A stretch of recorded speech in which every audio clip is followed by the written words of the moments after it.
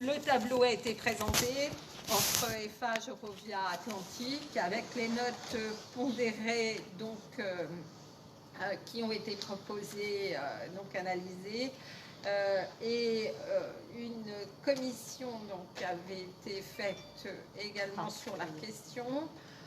Suite à la notation globale, c'est Eurovia qui a été donc, choisi par l'unanimité du Conseil présent, des membres du Conseil présent. Ensuite, la délibération suivante portait sur une demande de subvention auprès du Conseil départemental au titre de la sécurisation routière et de l'aménagement de cheminement doux piétonnier rue du Moulin pour la création d'un plateau ralentisseur justement sur une ligne droite en face de la place du Pressoir et en face de la sortie de la rue des Billettes qui va être en travaux avec un montant hors taxe, un montant TTC de 21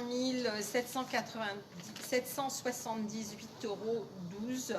Une demande donc a été faite au département pour subventionner ce qui va arriver tout à fait en fin d'aménagement du chemin des Billettes et qui démarrera après, enfin, au début des vacances scolaires pour éviter les problématiques de bus entre le RPI, Clavette-Montroy et les problématiques de circulation, on va dire en haute saison, en dehors des vacances donc. Le plateau ralentisseur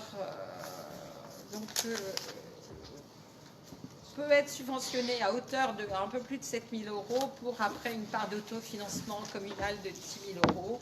Le conseil municipal également a voté à l'unanimité donc cette demande de subvention. La délibération suivante portait sur le projet de pacte de gouvernance de la communauté d'agglomération de La Rochelle avec les textes, les éléments, etc. que vous avez eu, qui étaient joints, que vous avez eu le temps de lire. Le vote s'est exprimé pour, avec un avis favorable du fait d'une volonté manifeste de plus grande participation des élus des 28 communes de l'agglomération aux décisions de la CDA. Donc le vote s'est exprimé avec l'unanimité pour également. La délibération suivante portait sur la signature de la convention préalable à l'incorporation dans le domaine public de la commune de terrain et d'équipements communs sur l'OAP dite la Renaudière. Également, donc, le vote s'est exprimé avec 15 voix à l'unanimité.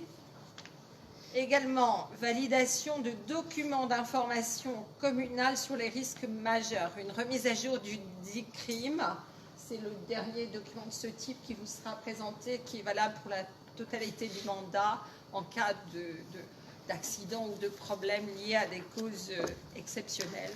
Ça va du tremblement de terre à d'autres problématiques dessus. Donc l'ensemble avait été déjà présenté. On vous demandait d'adopter les modifications du DICRIM. Le vote s'est exprimé donc à l'unanimité également. Voilà. Je demande pardon. Des observations sur ce compte rendu.